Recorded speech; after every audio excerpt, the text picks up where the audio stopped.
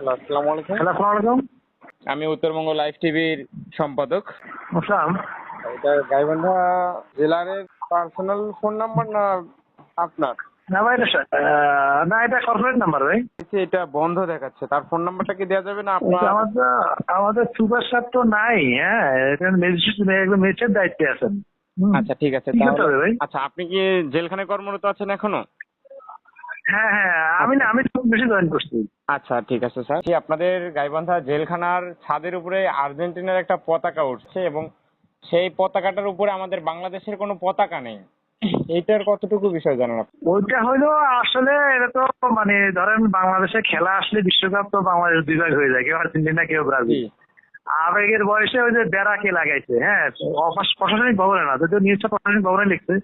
তো কারণ কি বেড়াকের উপরে লাগানো হয়েছে, ওইটা আমাদের নলেজ আসার সাথে সাথে আমরা এটা সরাই ফেলছি, নামাই ফেলছি। আচ্ছা, এটা কে লাগাইছে? কোনো কারাবন্দী না এটা আপনাদের লাগাইছে প্রশাসনের কেউ?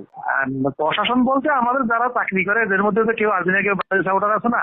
জি জি, বুঝতে পারছি। এটা আমিও আসার আগে লাগাইছে, আসলে কি লাগাইছে আমি বলতে পারতেছি না ভাই, আমি তো আসতে 2 দিন হলো। হ্যাঁ, তো এটা আমার নলেজ আসার সাথে সাথে আমরা এটা সরাই ফেলছি।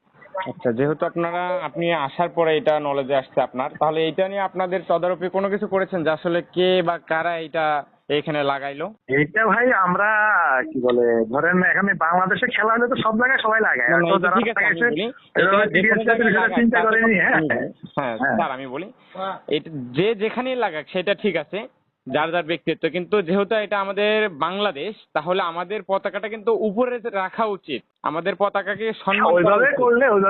ওইভাবে করলে ভালো হইতো ভাই, কোনো সমস্যা প্রশ্ন থাকতো না।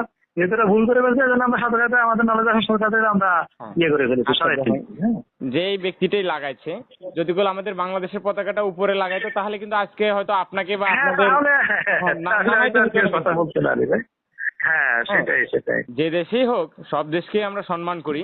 আচ্ছা স্যার, আপনার নামটা একটু বলুন। আহ, আমার নাম মনির হোসেন। আচ্ছা স্যার, ঠিক আছে, মূল্যবান সময় দিয়ে আমাকে হেল্প করার জন্য স্যার। না না, ঠিক আছে, থ্যাংক ইউ ভাই।